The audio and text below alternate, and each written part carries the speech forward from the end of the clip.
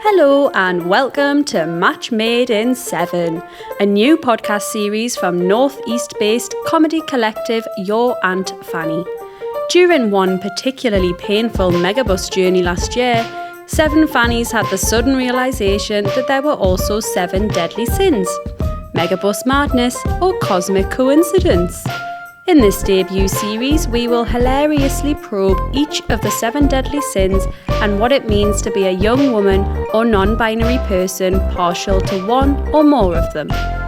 Settle in for a pairing of original sketches and frank chat as we invite you into our Fanny universe, where everyone is in on the joke. Before we start, a heads up, this episode will contain strong language, so don't listen to it in the car with your kids in the back. Unless you're a colossal scream. Episode 6. Pride. Pride is what we'll be talking about today. Nice. I am your host, Izzy, and I am here with Lydia. Brogan. Jackie. Thank you for joining me. You're welcome. So, we'll start with the Oxford Dictionary definition of what pride is. And pride actually has 5 definitions. Bloody hell. It is. So the first one is a feeling of deep pleasure or satisfaction derived from one's own achievements, the achievements of those with whom one is closely associated or form qualities or possessions that are widely admired. That's long, that. Yeah. The second one is consciousness of one's own dignity. So Dignity's good. dignity. I like Honour. that. Yeah. The third one is confidence and self-respect as expressed by members of a group, typically one that has been socially marginalised on the basis of their shared identity, culture and experience. So like the L's, the B's, the G's and the T's, etc. Finally, my favourite, a group of lions. A pride of lions. Can't forget about that. A group of lions. Simba. So it comes from late Old English, excessive self-esteem. Oh, okay. So that sounds quite negative, doesn't it? Yeah. Like cocky, kind of. Yeah. This is a really interesting one because I think there is so many negative things to say about it and there's so many positive things to say about it. Yeah. Because it's really quite a broad thing, isn't it? Pride. is, yeah. It's a really broad thing. It is. Because you've got like pride as in like, you know, you're proud of yourself and you take pride in yourself and your own achievements. And then pride as in like, I'm proud of who I am. And then, pride as in gay pride. And then pride as in lions. I had a little look at what the Christians have to say about it. Oh, tell us what the Christians have to say about it. So pride in the Bible is basically like spoken about as the root of all sin. Because when you're being proud, you don't have room for God or Jesus in your mind. And they're always talking about being humble over being proud. God opposes the proud but gives grace to the humble. That's written by 2 different men in the Bible. Matthew and Mark? No, James and Peter. Oh, right. James and Peter, man. I know the one. Of course it was. I remember now. I remember him saying, That is so James. So Peter. Peter, what a fucking laugh. Rolls off his tongue. Oh, bless them. So they're basically saying that like there's a huge difference between pride and having pride within yourself and being humble, and like you can be proud of yourself but in a quiet way. That's how the Christians would like you to behave. So then you're not, I guess you are proud of yourself, but you're not allowed to tell anyone about it. Yeah. Keep it to yourself, love. Yeah. So no showing off. Yeah, no showing off. You've got to be humble. I think this could be the sin that has the most kind of associated with it. It's almost a little bit difficult to know where to start, actually. Well, I've made a list. And you should be very proud of that. Oh yes, be proud. Proud of your list, baby. And you know what? Shout about it. I don't care what the Bible says. Well, I'll tell you all about it now, right? So, on my list, first one is being a woman, spelt with an X. Being working class, being from the north/northeast. Me being queer, a couple of other are queer. And being a fanny, just being us. Being a big old fanny. Yeah, I think we're quite proud of being part of this group and what we all stand for and stuff. Yeah, I'm incredibly proud when I think about our comedy and when I think about us putting our comedy on stage. Do you remember when we were in youth theatre and we it was when we did one of the previews at Live, and one of the pieces of audience feedback, like the majority of the audience feedback was, blinding. But there was one or two that was negative, and one of them was He was there. Fucking starting. Give us their name now. Brogan from Wall's End. no, well, they're anonymous, Brogan. Shit. I know. Cowards. Tell it to me face. But yeah, no, one of the comments was, I would have expected to see more positive female role models in the sketches, given that you're all young women. It's interesting. Which I found so funny.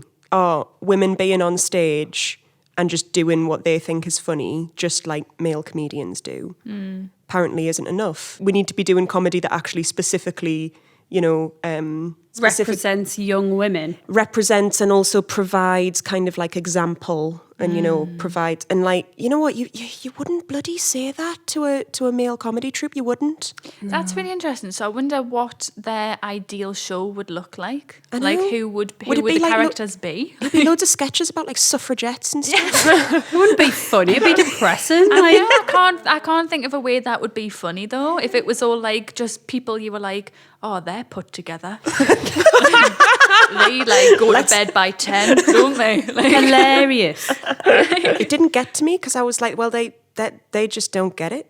Like, because actually what's so brilliant about us is that we're a group of lasses making comedy, and we just make what we think's funny just in the same way that a group of men would. And like that's powerful enough in of itself. Yeah. Us being on stage is enough of a message, and I'm endlessly proud of that. Yeah, I think it reminds me a bit of, on a larger scale, when Phoebe Waller-Bridge did the second season of Fleabag, and there was an article in The Guardian that was said, Fleabag is only for posh girls.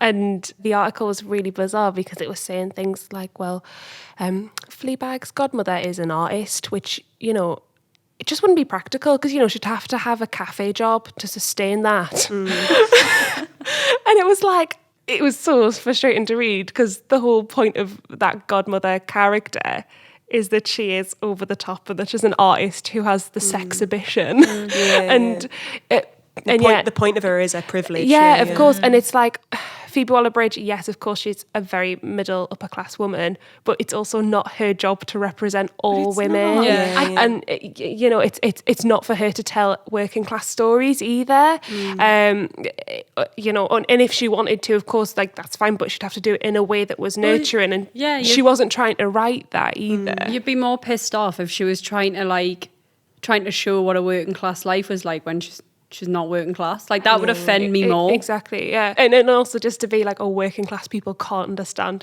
what the middle class, upper class experience is, just quite classist in itself. It also annoys me that like you can't just watch things for enjoyment anymore. It's like, it's almost like you're expected to get something quite significant from things, like almost like a moral, I don't know, like a lifestyle change. Like you watch something and you think, like a fable. That's opened my eyes. I'm gonna, And it's like you can't just watch something and be like, that was dead funny. That was dead good. Oh, I feel good now. It's always got to be like taken away and like pulled apart and being like, well, what did you mean by that? Well, that's not showing a good example of this. And it's why can't I just watch it for the laughs? Like, what else are you proud to be? Northern. Oh, aye. Why are you proud to be Northern? I was going to bring this up actually because I feel the Northeast is a very proud place. Like, I think you'd Absolutely. struggle to find someone who wasn't proud of being around here. And I think we were saying the other day, like, people who come here, like, for uni, end up staying a lot of the time. Yeah. And I think because the people are so nice and everyone's just sound. And yeah, I definitely think there's a real feeling of pride in our region, more so than other places. Why do you think that is?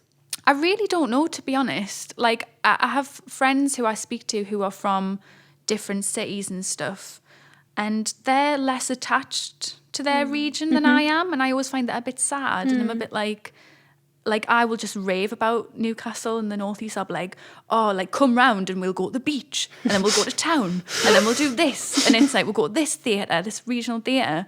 And they're not so attached to it. Like, it's not so much of a personal thing for them. It's like they were just born there, like, and they're probably just going to leave eventually. Yeah. And there's no real attachment. So I'm not sure why there's a big sense of pride around here. Any ideas why that might be?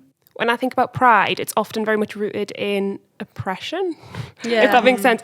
I think so. it's like black people and people of colour are very often proud to be black people and people of colour, and that's because they face so much oppression, but are still, and I think the Northeast, I think it faces oppression in a really different way. Like, it's faced a lot of crap, that it's, Boris Johnson has pretty much openly said that he would frack the Northeast if he could. Yeah. He doesn't know where Newcastle is.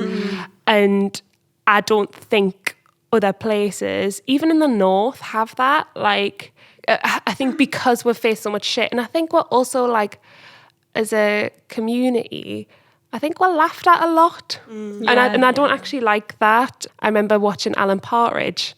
There was this Geordie character on it, and he just released because you couldn't understand what he was saying.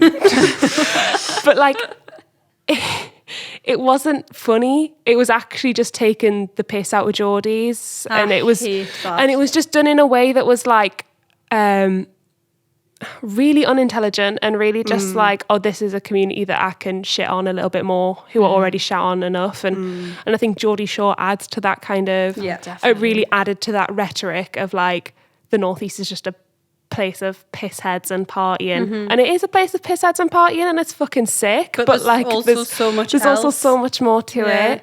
When I went to New Zealand, when I went travelling around New Zealand a couple of years ago, I remember like people being like, oh, are you from Liverpool? I was like, no. I'm like, oh, are you from Ireland? I was like, no.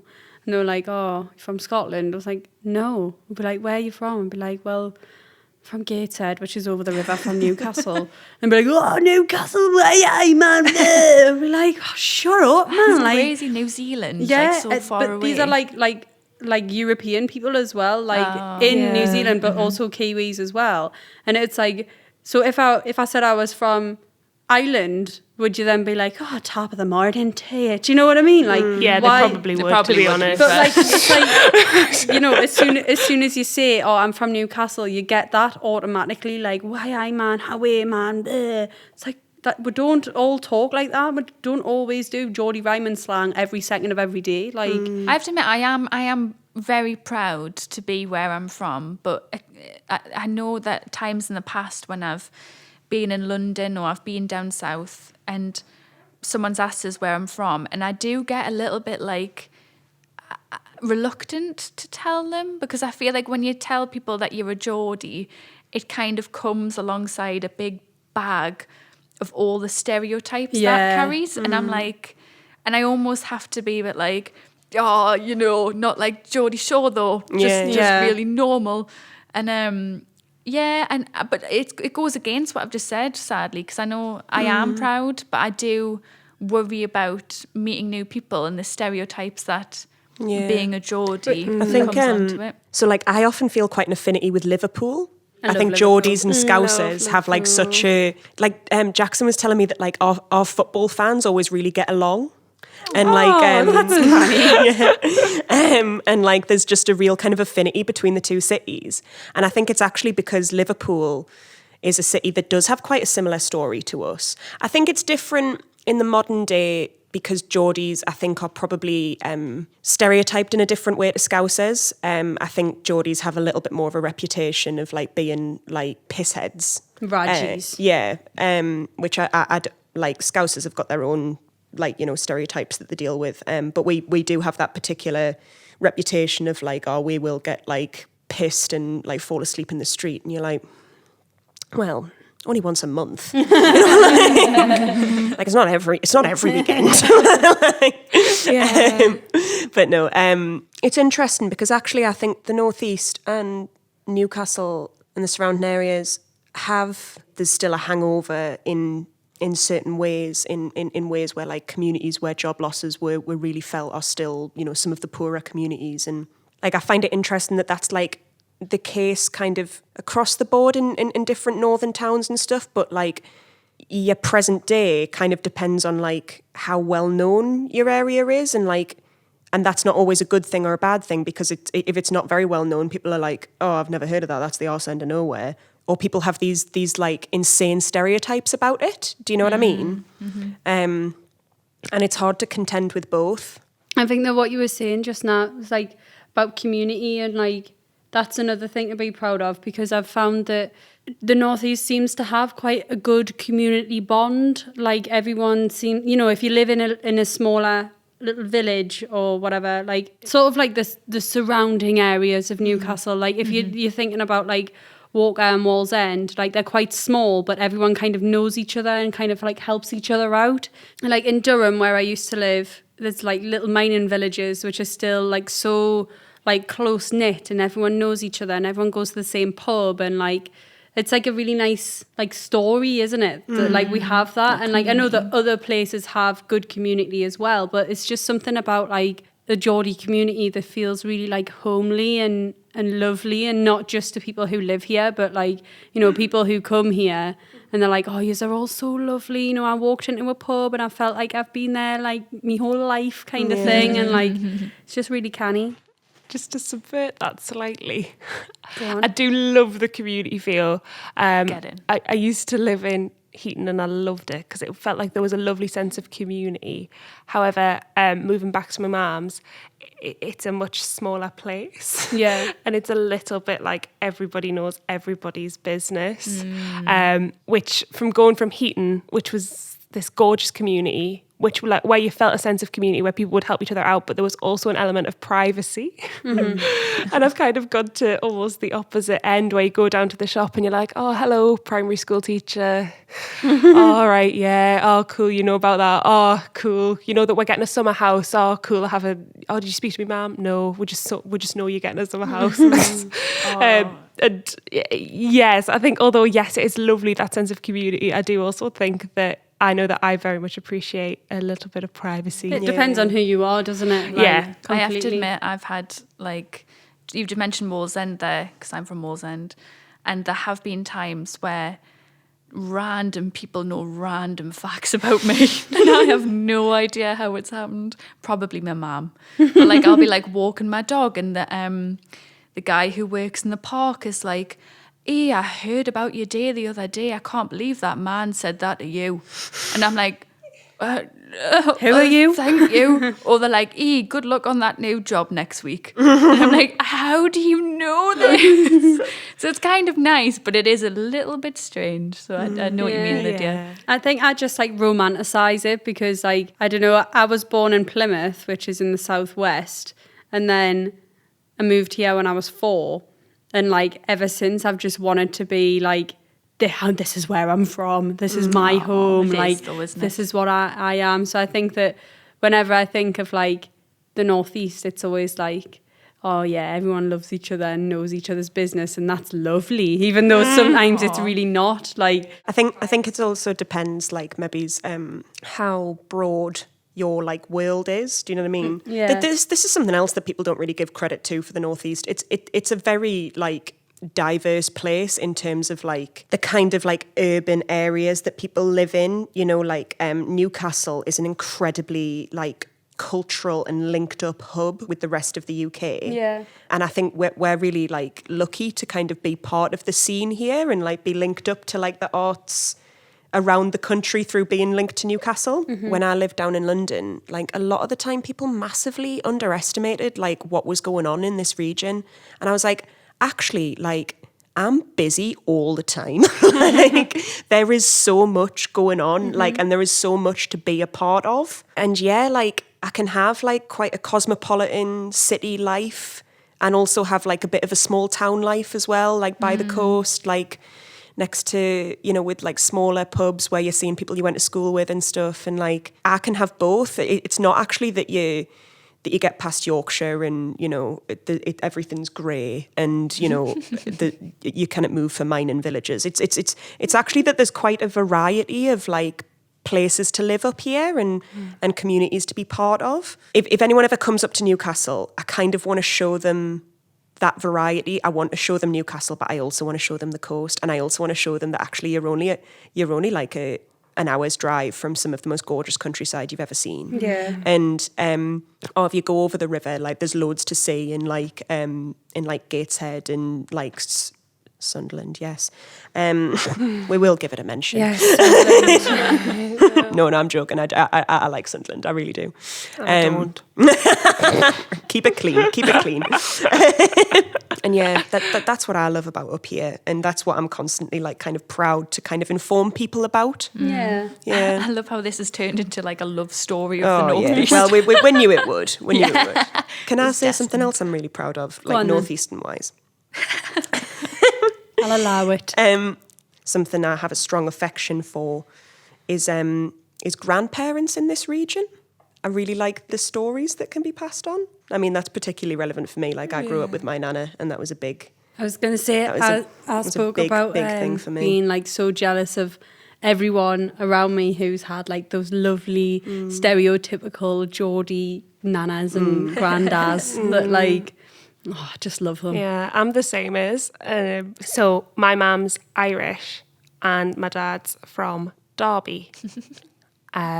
So his parents live in Derby and my mum's parents have passed away. And I think having two parents that aren't from the region is really rare.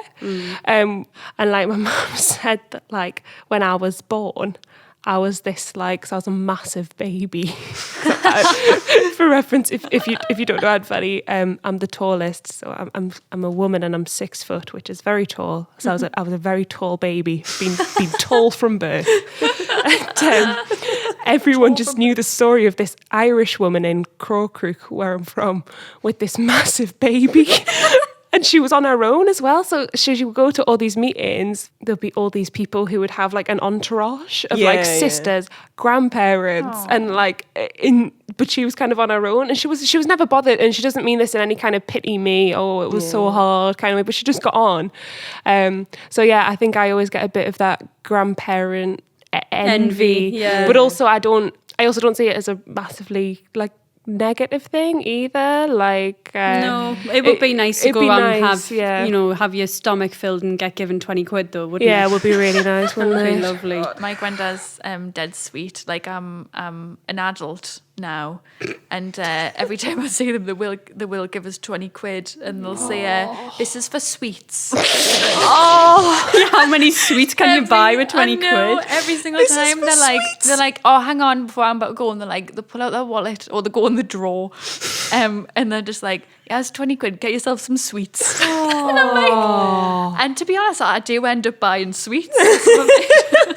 Me and Something Lydia I are know, in the Me and room. Iz are just like, what is this? I'm excited to be a Geordie nana. Yeah. I don't know whether it's a specifically this region thing. I think it's a working class background thing. There is a connection you have with grandparents if they live in the same region as you, that is very, very special, because their grandparents probably will have picked them up from school, will have or they will have gone round to their grandparents after school for tea because their parents will have been working and all that. If your grandparents live round here, that they are like a part of your upbringing and that they like helped raise you. And that's something that like I've got a lot of affection for and that I've got a lot of love for. And it's something actually that I couldn't particularly, it took a little while for me to realise that wasn't actually the norm. Because when my nana my nana's passed away, but when she was ill, and when she did pass away, I noticed there was a difference between people from more middle-class backgrounds and people from more working-class backgrounds, how they, like, gave me their sympathies. Yeah. I noticed that actually some of my friends who were from more middle-class backgrounds in London, like, just didn't even get in touch, or, like, didn't even, like, I don't know, even, like, acknowledge it. I do think maybe there's a little less in middle-class backgrounds of, like, your grandparents being an actual practical part Less of your upbringing. dependence, isn't it? Like, I'm not saying middle-class people aren't close to their grandparents. Like, you know, I haven't done a study. Yeah, heard it here first, guys. But I'm saying, like, I think what I'm trying to say is people from this region were a little bit more like, fuck me, that is really tough, you know? And yeah, I think that's something I have a lot of affection for, like the way that they're part of your upbringing, if you do have grandparents who live in this region. I was like, oh my God, I don't want to offend any middle class people. Attacking the I middle. think as well, they don't middle-class fucking people. talk to each other, do they? You know what I mean? Like, Yeah, there's like, no, do you know what I mean? It's a whole grief thing, isn't it? I think working class people are better at talking about grief and just talking. Yeah. Because we're better at just being like, are you okay? I'm really sorry that that's happened to you. Yeah, Whereas I yeah. don't know if that's the same. Much more music across the UK, Britain's favourite radio. And today on the show, we've got the Geordie Mams Choir joining us all the way from sunny P Law. Ladies, can you tell us and the listeners a little bit about yourselves? Certainly, Graham. It's Anne here, founder of the Geordie Mams Choir. So I decided to create the group when my son came home from university one Friday afternoon, a gay man. And not just your son, Anne. Christine's young'un came home from the swimming gala, a lesbian. You are right, Jill. And we just thought, well, that's fine, isn't it?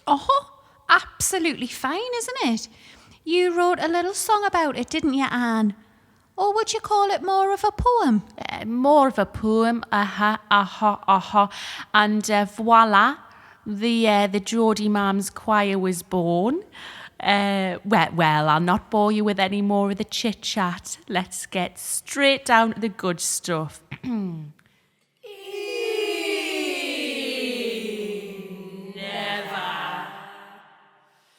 Me son's gone to uni, dyed his hair blonde. He's dead good with feelings, like a little gogwan. As his jeans got tighter, blonder tips in his hair. We all said, that's fine, isn't it? We didn't care. Not a jot. Christine's youngest, pierced her nose with a staple gun. Was says that's okay, pet. Each to their own. She shaved off her head Christ. and joined the hockey team. And we says we'll love your pet. Screaming, yes, the poor lass was nervous about what people might say. Was says, you've not got 3 tits, love. You're only a gay. Sharon's got 3 nipples. What about Dad? She says he'll never understand. Your dad's more liberal than you think, love. After a few cans. I did. Canny bless him, Gary. We'll love you whatever your sexual preferences are. I love Steve Martin. Your dad loves the car. Don't get us started on it. I'll wave the rainbow flag. You can even try on me clothes. That's size 12. We can watch that queer eye whilst you paint me toes. As long as it's a red colour. My son's a gay, Christine's daughter's a lesbian, Always knew she was. and that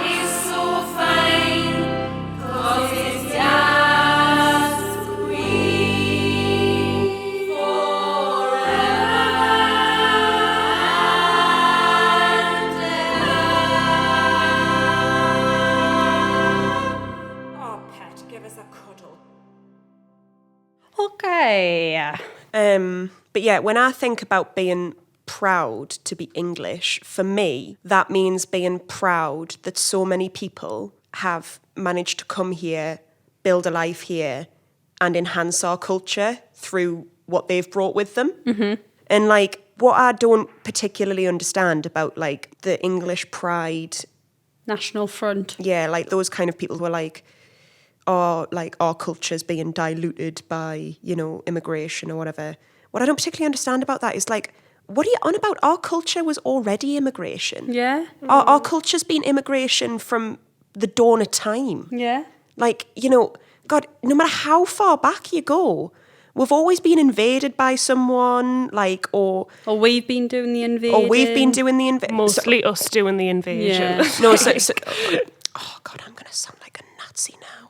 No, you don't sound like a Nazi. What I meant is, like, I mean, in a historical sense, if you go back far enough, you know, the French invaded us, and that's where like Vikings, and that didn't and both massively influenced our language, influenced like our traditions, our cultures. Literally, the idea of this pure English culture is absolute bollocks. Like we're built on immigration, we're built on like on cultures from around the world coming here, or like us bringing them here, and like and then people having to settle and people having to mix stuff. Like we're built on that, and this idea that like immigrants or asylum seekers or something, they're going to dilute our culture. Jesus Christ! Like honestly, I've got no patience for it. No, me neither. No patience for it whatsoever, because it's just wrong. No. It's just plain old wrong. So my mum is Irish, so I am second generation. And when I talk to my mum about it, I'm much prouder to be Irish than I am any kind of Britishness. And I remember talking to my mum a bit about it, and she was like, I really see you and Ruth's my sister, as Irish. She was like, and I remember when I went to study abroad, my mum was like, I mean, you tell people you're English and that, and you're from the UK, but like... but you're Irish as well. Like as if it's a little bit, I don't know, almost like safer, and because Irish people have immigrated all over the world. Yeah. So for instance, I have an Irish passport, so if I go to America, the immigration laws are totally different for me, whereas with a UK passport, it's a bit more strict, but it's because Irish people have immigrated all over the world. But I'm really like proud of that. And I feel I grew up with that, and knowing that there is a world elsewhere. I remember like when I was younger, I like looked into my family tree and found out that my granddad's mom, I think, is Irish, and like moved here from there, and then that's when they all came over.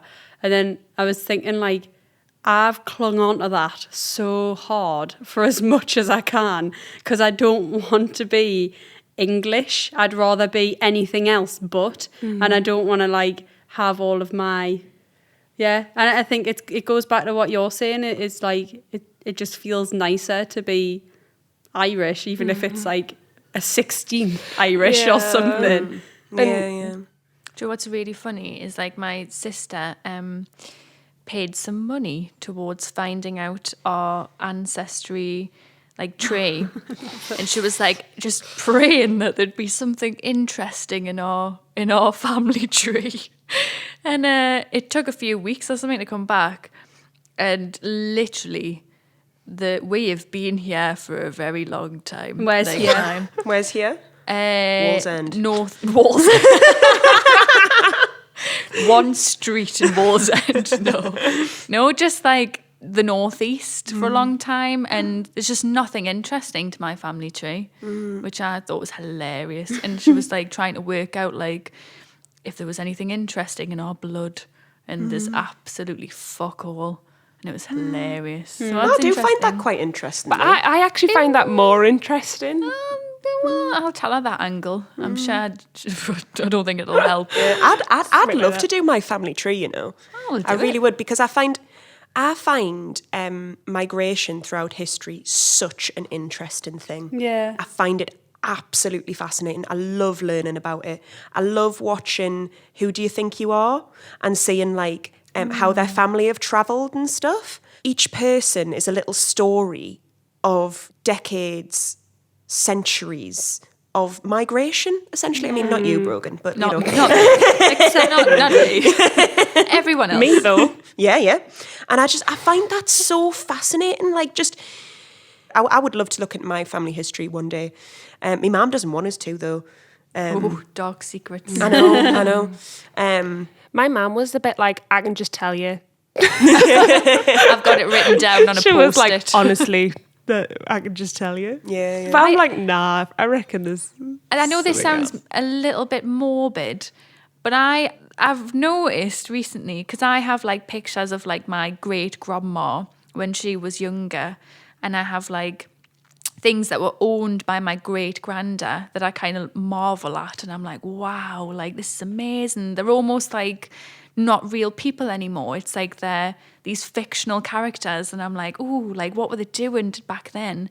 And I always wonder, a little bit morbidly, when I am dead, like that picture I took in like Richard and Dee's Park on a bench, like will my great grandchildren be like, God, hey, look at her, look at my great grandma having a great time. Well, because wonder what what they- she was like. What they'll have is ample Yes, selfies and yes, ample like Snapchats, and they'll actually have far too many photographs. God, they wouldn't want to look at them, would they? they'll be Laptop, yeah. inundated with them. They'll probably be sick of my face then. Yeah, Oh, yeah. it won't be the same one, because I've It got won't like be the one like same. crumpled up little photo. Yeah, and then yeah. they'll just have like just like a full album of my face, and they'll be like, oh, I'm sick of fucking Sick of my great grandma. great-grandma. I could draw her by memory. This all came from talking about the EDL. EDL to photo albums. Well, thank you, National Front. Oh yeah, we're talking about the negatives of pride, aren't we? Well, where weren't we? I think that like it's weird, because I feel like pride is like one of those things where it's kind of like it's hard to get the balance. Like it's really good to be prideful and proud of yourself and like love where you're from and celebrate that, but you don't need to do it in a way that says I'm better than you, and because I think that I'm the best, that therefore discredits everything that you are. And I think that that's like, it's like being a sore winner, isn't it? Like when you win something and it's like, you lost. Well, I think it's insecurity more than pride. I think when you have them, let's just call them what they are, racists, basically clinging to this false idea of Englishness. Yeah. It's insecurity, really. It's insecurity over like not really knowing who they are, and you know, not really having a place in the world or whatever. And it'd be different for, you know, racists come in many shapes and forms. But like, yeah, no, they'll be different, be a nuanced array of reasons. But I think sometimes the pride that people display, I look at it and I'm like, that's not even pride. That's just insecurity. That's you not feeling confident about your place in the world, and so you're shoving other people down. Yeah, absolutely. Just to go off what you're saying, Jackie, and that nationalism, it's it keeps people rooted and keeps people very safe. I said on the Wrath podcast that I was at one of the protests in London about Kill the Bill and violence against women, and there was tons of police officers stood around the Winston Churchill statue, which I see as purely divisive, because then because quite frankly, I don't really want to take that down. I'd really just rather end violence against women and kill the bill. I'd rather do that than take down the Winston Churchill statue, to be totally honest. But I feel it's quite a divisive move to put 10 police officers around that statue. And it's then almost, I feel like stuff like that really just fuels the hatred between the left and the right, because then a photo can be taken of that. Exactly. And then they're like, oh, you'll protect statues but not women. And it's like, well, it's almost as if I feel like the government want to create this divisiveness, and rather than having a conversation about insecurity and about safety, which is where a lot of this stuff comes from, rather than having that, they'll just be like, no, you're a racist, or no, you hate Winston Churchill. It's like these two. Why do you hate our history? Yeah, it's these two opposing heads, and I think it's fueled by something that's very toxic, but also very prevalent. It's that whole like divide and conquer thing, isn't it? Of like, you know, there's already like the north-south divide, and like then you've got the rich and the poor divide, and then you've got like the people of colour and the racist divide, and like it's all these different splits that's almost like, as long as, well, the world, to be honest, is like split up and like having different wars against each other within our own country or planet, like as long as that's still happening, the government can do whatever the fucking hell they want to do, because not everyone is standing together and saying, actually, you know what, this is wrong and we want change. Like, because everyone has so many different opinions, and the left and the right and all this, everyone hates each other, and no matter what the other person says, there's this thing of like, well, I'm going to disagree with you because historically we haven't agreed. So I think that like we're at a point now where we're trying to become a bit more like tolerant of each other, and I think that the pandemic's helped with that, because I feel like people have kind of listened more, but at the same time I also feel like we're going backwards of like, it's so split and like so divided that it's not nice anymore. No. I totally agree that it totally works in the government's favour if we all hate each other. Yeah. And I think everyone should keep a weather eye on them because I honestly think they like Tories own the media and they stoke the fire, and it's all just very convenient that we're all shouting at each other while they're passing bills that ultimately silence people. Yeah. But I think what for me was so interesting about Kill the Bill specifically was that there was a lot of people on the far left who opposed it, because the police, it's obviously an abuse of power, and defund the police. And just to give some context, it is a bill that it's now been passed in Parliament, but it was to give the police more power, and they already have, I think, a lot of power. And it was to effectively, to give them more power to allow in for relation more, to protest. Yeah, in relation to protests, it was so it would pass through laws that meant that you couldn't shout at a protest. It would give the police more power for stop and search. It meant that people from the traveller community were also quite at risk from this bill being passed through. But I think what I found quite interesting about this bill is that people on the far left really oppose it, obviously because people on the left would like the police to have fewer powers. However, also a lot of people on the right also don't agree with that. They don't think the state should have any more involvement because they like to protest too. A lot of people who are very right-wing and very anti-lockdown and anti-vax, all of those are quite right-wing as well. So what was quite interesting about Kill the Bill was when I went on the marches for it in London, was there was almost like the right-wing march and the left-wing march, when really crazy. we could have actually just came together and been like, actually, you have those views and I don't agree with them. You have those views and I don't agree with them. Rather than like shouting stuff, let's work together. Did you notice any harmony between the two groups at all?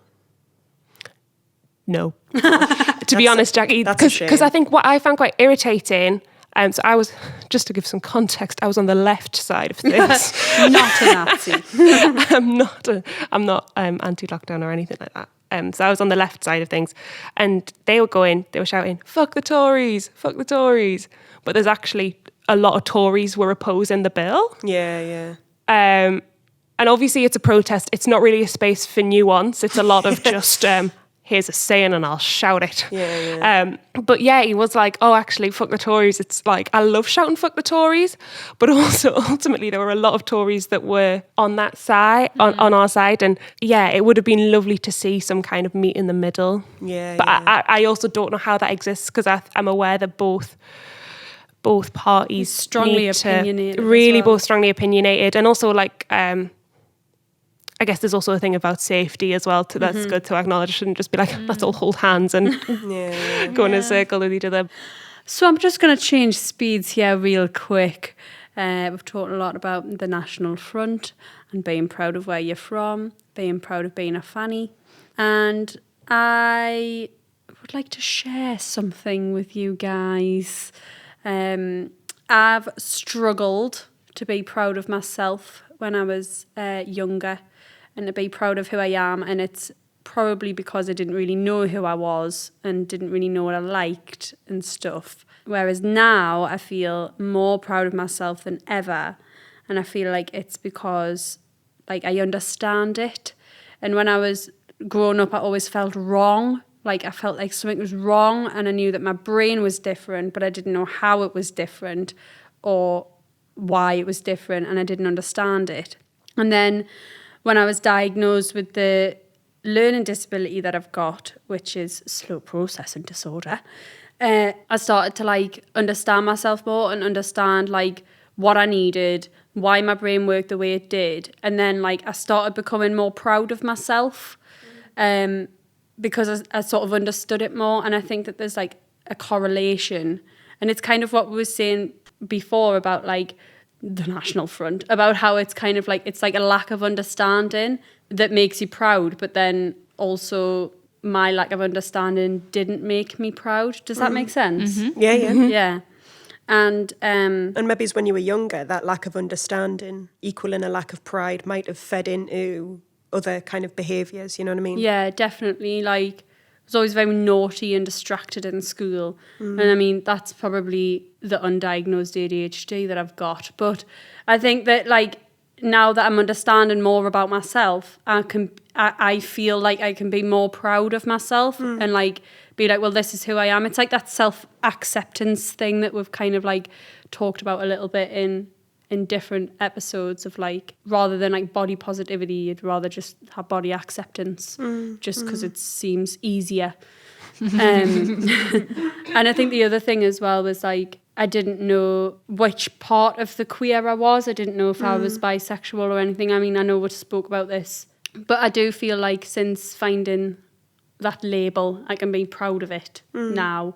And my mum was actually, she had a conversation with us the other day, and she was asking us kind of about the difference between like non-binary and drag. But then it was funny, she was saying, yeah, I was just wondering what I would be these days, like who I would be, like what I would class as. And that generational like difference between like liking a label or not liking a label or whatever. But also like, I just found it like quite funny and sweet that like she was kind of thinking about what she would be if she wasn't married and had been for the last 15 years kind of thing. Like, I thought it was quite interesting. I really like identify with the once you understand yourself a bit better, it's much easier to be proud of yourself. Yeah. I've had anxiety for a long time, and I've only in the past couple of years I've got much better at managing it. And in getting better with managing it, I think I have discovered a pride in myself that comes from kind of like accepting who I am, not fighting against it, not fighting against the you know, the things that make me predisposed to anxiety. They're like, oh, well, that's just part of who I am, and they come with positives, they come with negatives. Much easier to be proud of that. But yeah, my when I was kind of like learning these techniques that I've got now to help with my anxiety, my mum had this lovely saying. We're all familiar with Harry Potter. Yes. Know him well. Well, yeah, whenever I was worrying about whether I'd be able to manage with something or cope with something she'd say to us is, well, you got to remember, you've coped with stuff like this before, and that's your Patronus. You've seen yourself do it, so you know you can do it. Oh. Might not be the exact same, just because, you know, wasn't the exact same for Harry, you know. But, you know, you've seen yourself perform the Patronus, so you know you can do it again. It's a nice saying that. It's lovely, isn't it? And yeah, I think that's a very long-winded way of saying when coming to like accept who you are and the things that you struggle with and the like how your mind works and all that. I think that there is an element of like, you know, you have to look back and see what you've kind of like achieved, and you have to look back and see what you've kind of learnt and struggled with, and Yeah, going off that, it just made us think there is that like all the way through school I felt stupid and thick and like that because I didn't get it. I didn't understand what was going on half of the time. And then like coming out of school and like being diagnosed in university, I was like, I got really angry when I was first diagnosed because I was like, well, if I knew this in school, I could have had all of this support. I would have had extra time for all of my exams. I would have had, more help when it came to revision and all of this. And then I was like, but you know what? I did it by myself without all of that help. And like, that made me realize, actually, I'm way smarter than I give myself credit for because like, being smart isn't necessarily about getting your times tables right. It's about, how do you adapt and how do you like get through it? And it's like, I became more proud of my disability when I realized actually, you know what? It doesn't mean that I'm any different or any less smart than, it sounds less smart anyway, any less smart than anyone around me. Do you know what I mean? Yeah. And as neurodivergent people, I think it's really hard to feel smart and intelligent. And we talked a bit about doubt yesterday, and like I think especially because we're currently recording a podcast, it's quite intimidating to feel like to make sure that you're being articulate and that your points are coming across well. And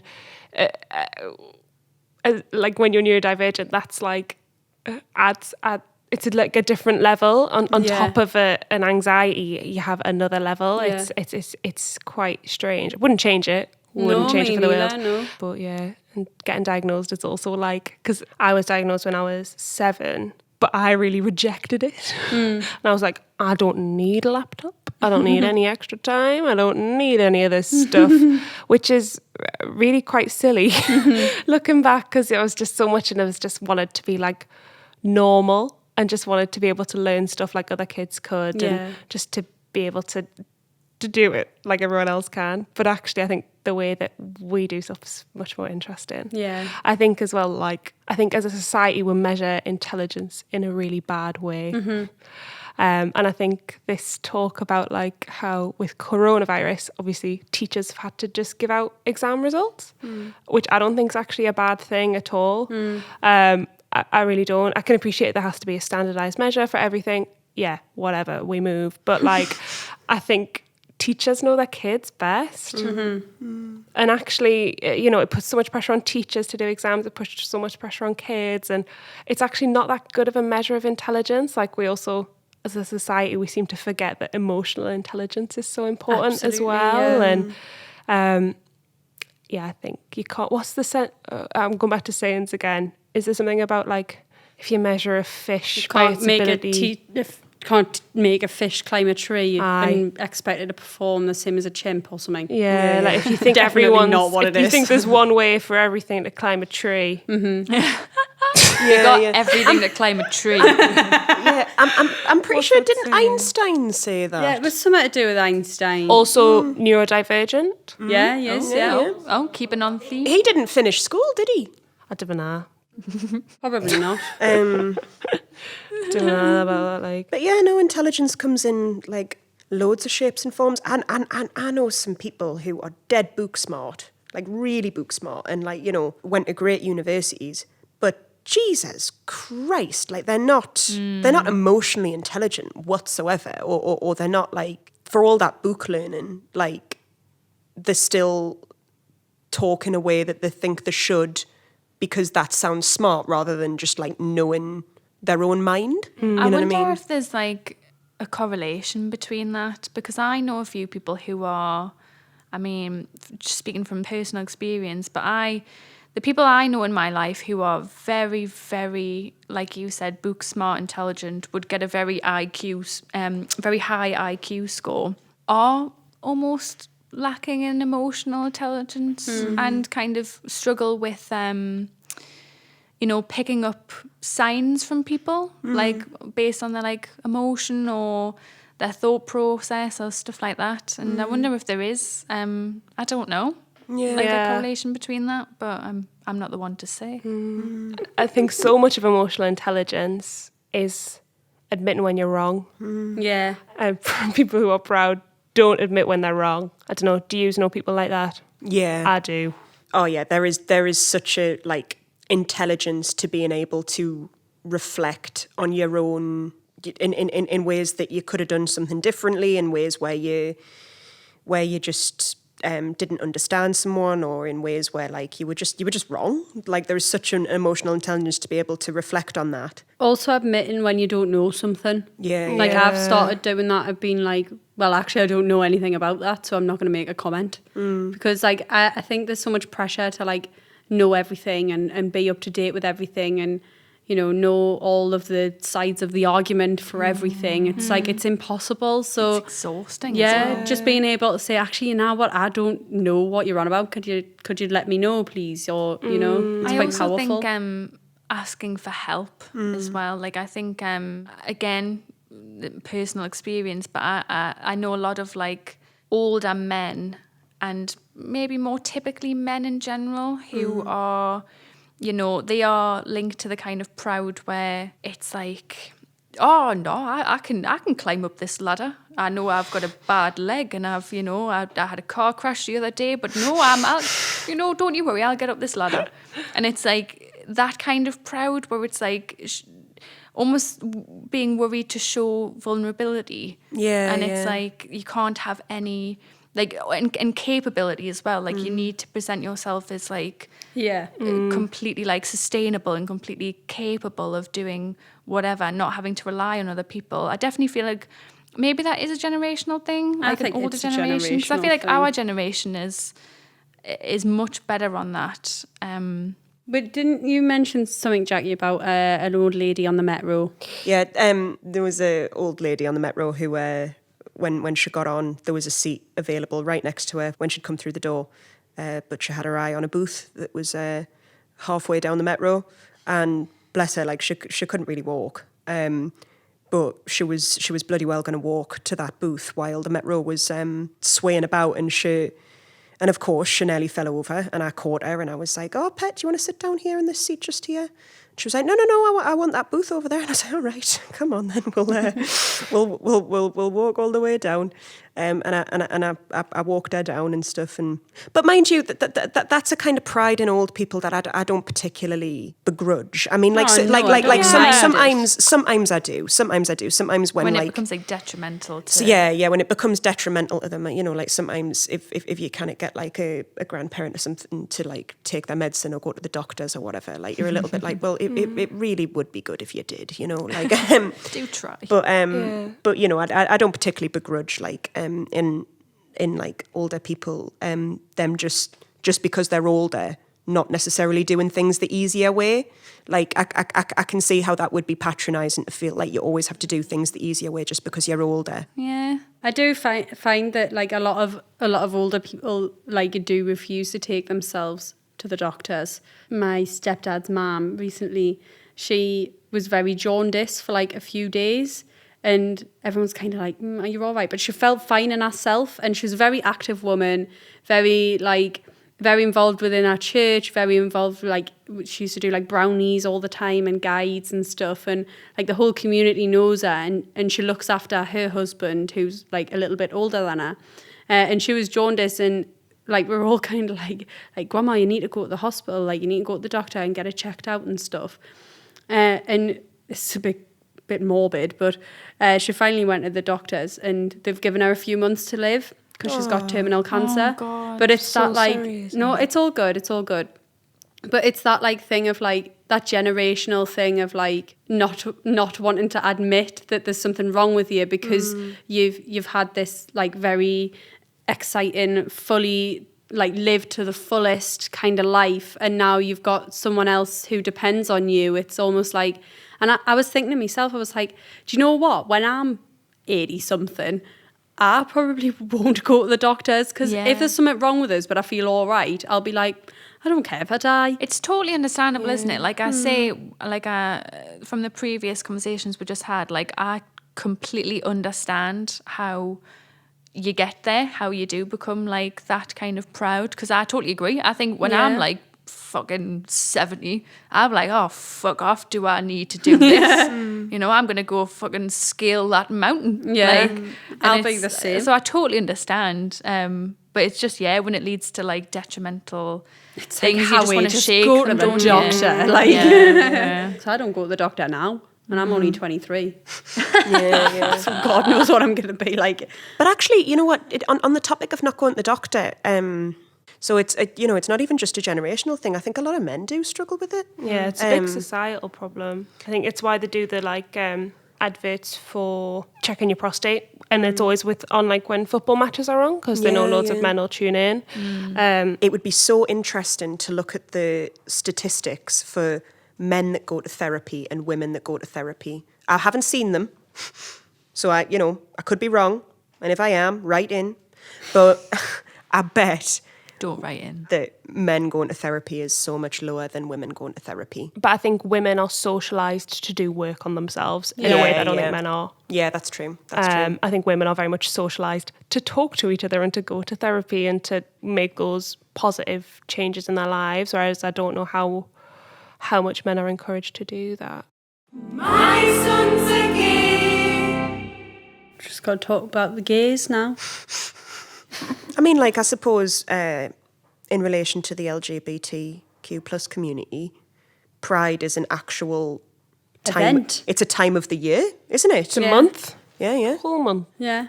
What I have to say about that is, I don't understand why we're only allowed a month when straight people are allowed to be proud of being straight the whole year. I get it. I get why we do it. I do get why we do it. I love Pride. Love going to it. Heaps of fun. But I feel like as a queer person, I feel like Pride has become something for straight people and cis het people to say that they are an ally or that they support this community. It's more about that than it is about coming together and celebrating and lifting up each other. Like, over the past few years, I just haven't gone to Pride because I've seen on like my social media like all of these people who like, so I don't know what their gender or sexuality is or where in the community they fit, and I was a straight person once, but I don't know, it feels very like what's the word, like capitalized. Like, it just seems like an event that people make money from. Like, a couple of years ago, Ariana Grande was performing at one of the Pride, and tickets for Pride went up. Like, so they were like 20 quid, and because Ariana Grande was performing, they were 80 quid. It's like that's really unaccessible for like a lot of people. So I don't know, And it completely changes like what that event is about. Yeah. On the one hand, if people are running those events so that the community can come together, well then actually, like, I do want the people running those events to gain a wage from it. Yeah. Yeah. Yeah, I get but that. if actually that event is not about bringing the community together anymore, and it's actually about seeing Ariana Grande. Yeah. Well, then actually, I don't really see why you should be making a wage from just sticking Pride on it then. Yeah. And actually, you know what? If Ariana Grande is going to perform here, I'd much rather the money went to charities that like helped the LGBTQ plus community. Like, I mean, I don't know if a percentage of that £80 went towards like Stonewall or other LGBT plus charities, but it's just kind of like the principle of it. Yeah. And the first Pride was a protest, wasn't it? The first Pride was a protest. It's like, pay 80 quid to have a protest. Yeah. It feels like it misses the mark slightly. And I mean, like, if it's changed and it's not so much a protest anymore, if it's also about celebration, well then that's fair enough. But yeah, no, I totally see what you're saying is about actually there are definitely companies that have realised that Pride is a wonderful thing that they can sell. Yeah. Unfortunately, when things become great selling points, they become less accessible to the people that they were originally set up for, don't they? Absolutely, yeah. I saw even this morning, Costa are doing a Pride latte. so like the milk in it is rainbow coloured. Why? How can a liquid be rainbow coloured? Won't it just eventually go brown? Food colouring. You know, like the when you get a latte and you get the leaf, you get the leaf. I think the idea is then that the latte leaf is going to be Fuck, rainbow. It would take you fucking ages to get that coffee, wouldn't it? Oh, God, You yeah. ordered a fucking coffee and it'd be you just see them doing their thing for like 10 minutes. Oh, I just don't kinda see want the me coffee point. now. What's the point? I know. Who are you helping? And it's outside of Pride Month, so I don't know if they're being like, oh yeah, we really celebrate Pride all year round, ladies and gents, and like- non-binary folk. Yeah. They're probably not saying that. Yeah, but, they're probably just saying ladies and gents. They're probably saying ladies and gents, yeah. Yeah, but still got gendered toilets. I though. know, yeah. But it's still like a big thing. Guarantee they'll have the highest sales they've had in X amount of months. I don't know. It's just weird. Yeah. It just annoys me. One thing that really fucks me off in Pride Month, Skittles have done it for a few years. They basically, because Skittles are obviously very colourful and they have taste the rainbow, as they're saying. Mm-hmm. So what they do is they just take all the colour out of their packaging and it's just black and white, and all the Skittles are just white. And they're like, because only one rainbow matters in Pride Month. And you're like, what you've just done there is you've just made your product like way more visible. Like on the shelves, if you think about it, like on the shelves, like confectionery and stuff is always really colourful. So that what you've just done is you've just made your product more visible. I'm sorry, like, no, that's just you selling stuff. Like, that's just like hats off to you. Like you've found a way of making your product more visible and more likely to be picked up. But no, like you're not in support of Pride. You've just found a way of making your Sell Skittles. You've just found a way of selling Skittles better. And I just, and maybe some people would say like, oh, well, can't it be both? And I'm like, well, no, not really. No, actually, no. Like, no, I'm sorry, that what's important to them is that they've sold more Skittles. I also find it funny that the whole thing of like the queer community and pride being the root of all sin, and like the church not liking the gays, but they do now. They don't mind them now. Some of them don't In mind moderation. them now. Yeah, in moderation. And I just find that link funny that like we've called queer people, their event is Pride, but that's a bad thing. It's just connections, Sin. sin, Seems like Pride to many communities is an antidote to like oppression. Yeah, I think so. It's almost like reclaiming something, isn't it? Yeah. It's like the queer community have reclaimed a lot of words, and Queer. yeah, being one. Being one. And lots of communities have reclaimed certain words and stuff, and it's almost like pride has been reclaimed from the sin that it used to be. Mm-hmm. Do you know what I mean? And don't get me wrong, like we've talked about ways that pride is still, harmful and, still something you need to check yourself on, especially in kind of like an arrogance way. Mm-hmm. But it's interesting that like actually pride has been reclaimed as something that actually, no, I can use that how I want. Yeah. Yeah. So what we do at the end of every episode is we come up with a definition, a Fanny definition of the sin. So what do you think? Defining pride. Learn about yourself, reclaim it, and party. Learn about yourself, reclaim it, and party. But don't charge 80 quid to get in. And I was going to say, unless Ariana Grande is there, but she's there all the time. No, but even if she is, stop I know. charging the gays 80 quid to get into their own party. Have a nice time. I'm not doing it, Jackie. Stop it, Lydia. Okay, so our definition is Learn about yourself, reclaim it, have a party, don't pay £80 to get in. Yeah? I like it. 10 out of 10. And I think that's the end of it. So I think that's the end of it. thank you very much, and see you next week. Thank you. Thank Mwah. you. Oh, I love you. Bye. Love you. Bye. Take care. Thank you for listening to this episode of Match Made in 7. Join us next Monday where we will be talking about sloth. Subscribe to our channel to be the first to listen. You can find the accompanying playlist to this episode on our Spotify. Just search Your Aunt Fanny. We're also at Your Aunt Fanny on Twitter, Instagram and Facebook. Sound design and music by Jeremy Bradfield.